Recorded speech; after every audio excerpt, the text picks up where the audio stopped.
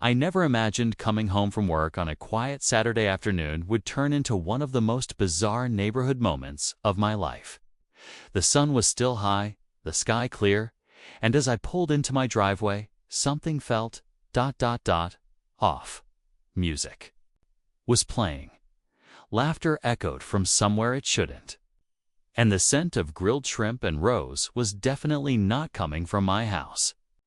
That's when I saw balloons tied to my fence, folding chairs and tables set up across my front lawn, and a crowd of overdressed strangers clinking glasses like they were in a Hallmark movie. Right in the middle of it all, there she was, Kieran. If you live in a neighborhood with an HOA, or just have one of those neighbors who thinks every square inch of the block is hers to command, you already know a Karen. Ours is textbook. Always complaining about trash bins being left out too long, measuring grass height like she's got a ruler in her pocket, and somehow knowing everyone's business before they do. But this? Hosting an actual garden party on someone else's property without permission. That crossed a line even for her. I tried to be civil. At first, I walked up to her and asked what in the world was going on. Her response: "Oh, don't worry, it's just for a couple of hours. You weren't using the space anyway." As if my front yard was some kind of community park she had just rented out. The audacity was unreal. I could feel my blood boiling. But instead of yelling, I smiled, turned around, and walked straight to the side of my house right where the sprinkler controls were. If she wanted a garden party on my lawn, she was about to get the full garden experience. But just as I reached for the dial, something unexpected happened. Something that made me pause for a second. Just as I was about to twist that dial and let the sprinklers roar to life, I noticed someone standing near the flower bed by my porch. He wasn't dressed like the other guests, no fancy hat, no wine glass. Just a clipboard in hand and a camera slung around his neck.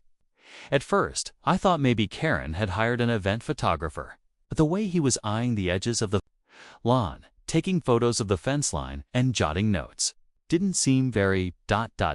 festive. That's when it hit me. He wasn't a guest. He looked like someone from the HOA, or worse, a property appraiser. I ducked back behind the hedge and held off on turning the sprinklers on. If this guy was documenting things, I didn't want to give Karen any ammo to twist the story around later. Because trust me, she's good at flipping situations. The kind of person who'll crash your lawn, ruin your weekend, and somehow convince the HOA that you're the problem. I'd seen her pull that move more than once, especially after the Halloween incident last year with the fog machine. Meanwhile, her guests were still chatting it up like nothing was wrong, heels digging into my grass, wine spilling on my stepping stones. Someone even parked halfway up my driveway. I couldn't believe how bold it all was. I spotted a few neighbors across the street watching from behind their curtains. They knew what was happening. Everyone knew Karen had a way of pushing limits, but no one ever stood up to her. That's what really burned me. The clipboard guy walked off toward the sidewalk, and I figured I had a window. But then I heard Karen raise her glass. She stood on my porch like she owned the place, giving a toast loud enough for the whole block to hear. I couldn't believe what she said next. Karen's voice cut through the hum of conversation as she raised her glass, smiling with that smug confidence that always made my skin crawl. "Two new neighbors who bring life to the neighborhood," she said, her eyes flicking right at me. The crowd cheered, and a few even clapped, though I could tell some of them were just trying to be polite. It felt like she was daring me to say something, to challenge her right there and then. I glanced around and noticed how relaxed she looked, like she'd planned this whole thing for weeks. Maybe she wanted to send a message to stake her claim on my property or assert control over the block. I couldn't help but think back to the countless little battles we'd had over lawn decorations, parking spots, and those ridiculous noise complaints she kept filing. Every time, it was like she was trying to control not just her own yard, but everyone else's lives too. Then there was the subplot no one really talked about: Karen's obsession with appearances. The garden party wasn't just about celebrating. Neighbors, it was about showing off. The way her guests mingled, the perfectly arranged flower pots, and the fancy hors d'oeuvres all screamed, "Look at me." I wondered if she ever felt lonely underneath all that performance, or if this was her way of masking something else, something more insecure. I caught the eye of a few neighbors peeking from behind their curtains. Some gave me subtle nods, maybe hoping I'd stand up for the rest of us. Others looked worried, probably afraid to get involved. The HOA meetings always had Karen's influence, and I suspected this party was just another power move. As I stood there, the sprinkler dial in hand, I wrestled with the choice ahead. Do I disrupt her carefully crafted moment and risk escalating the tension? Or do I wait and see how far she's willing to push before I act? The stakes felt higher than ever, and the neighborhood's peace was hanging by a thread. The moment stretched longer than I expected. Karen's guests were now fully settled, laughter growing louder and glasses clinking more frequently, as if nothing out of the ordinary was happening on my lawn. I felt the weight of every eye that lingered on me as I moved slowly toward the sprinkler control. My heart was pounding, adrenaline mixing with frustration and a bit of disbelief. Was I really about to soak an entire party because Karen decided to throw a garden bash without asking? Just as my fingers brushed the dial, I caught sight of the clipboard guy again. This time, he was talking quietly to Karen, nodding toward my house, then scanning the lawn with that calculating look. It felt like they were plotting something, like this garden party was part of a bigger plan I hadn't yet pieced together. My mind raced through every weird interaction we'd had lately, every weird complaint she'd made to the HOA about me. Could this be another attempt to build a case against me?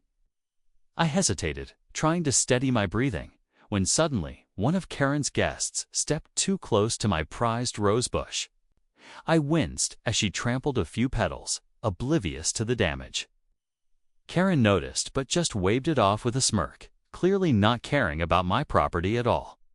That's when I felt the real sting, not just because my lawn was being invaded, but because no one seemed ready to stand up for me.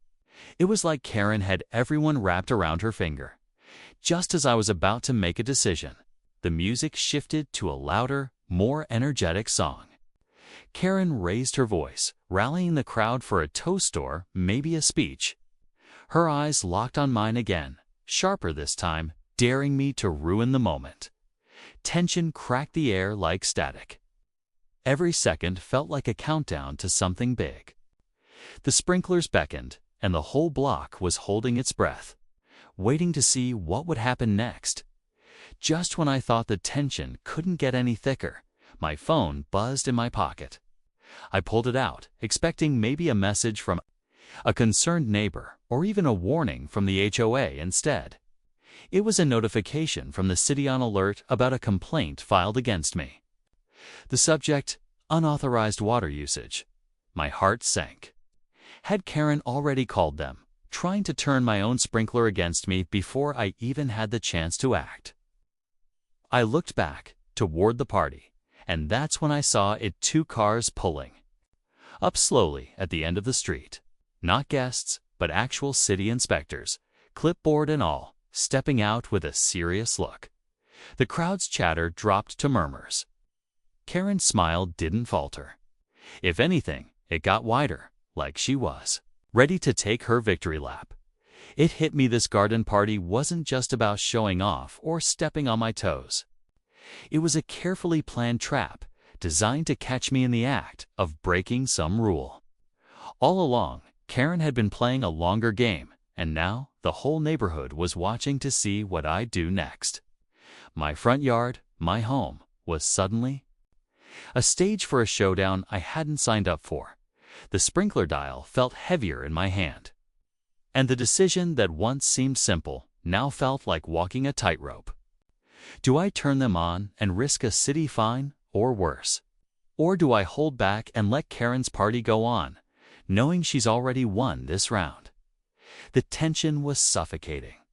Every glance from the neighbors felt like a silent judgment. Every cheer from Karen's group a reminder of how isolated I'd become. This wasn't just about sprinklers or a garden party anymore. It was about standing my ground, fighting back against a neighbor who wouldn't stop pushing no matter the cost. As the inspectors approached my gate, ready to begin their check, I knew the moment of truth was right in front of me. The city inspectors approached the gate slowly, clipboards ready, eyes scanning every inch of the lawn. Karen's grin was wider than ever, like she'd already claimed victory. My fingers tightened around the sprinkler dial, ready to make a move. But then, something unexpected happened. One of the inspectors looked up at me and said, "Sir, we actually came because of a complaint about Karen's water usage. We've had reports that her garden party is exceeding local water restrictions." I blinked, caught completely off guard. Karen's smug expression faltered for the first time. The whole crowd went quiet, whispers spreading like wildfire. Apparently, in her rush to control the neighborhood, she'd overlooked her own violations. The clipboard guy, who I'd suspected was working with her, suddenly looked uncomfortable, shuffling papers nervously. Without hesitation, the inspectors turned their attention toward Karen's set up the extravagant flower pots, the fancy decorations, and the sprinklers she'd turned on without permits. Karen tried to argue, but the inspectors shook their heads. It turned out the city had stricter rules this season because of the drought, and Karen was the one breaking them, not me. Relief and disbelief washed over me. I didn't even need to turn on the sprinklers. The tension cracked, but Karen's retreat wasn't graceful. She left the party early, her guests quietly slipping away, the music fading into an awkward silence, as the inspectors finished their checks and thanked me for cooperating. Neighbors started coming out of their homes, some giving me nods and smiles I hadn't seen before. For once, I wasn't the odd one out, but just when I thought it was over, my phone buzzed again. A new message popped up from an unknown number. "Nice try. This isn't the end."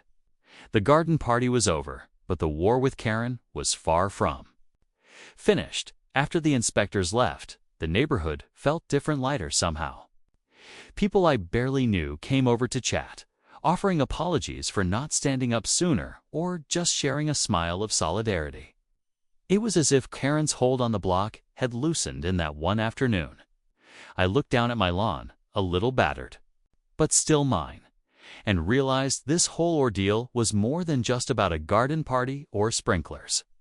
It was about respect for property, for boundaries, and for community. Karen's message still lingered on my phone, but it didn't scare me like before.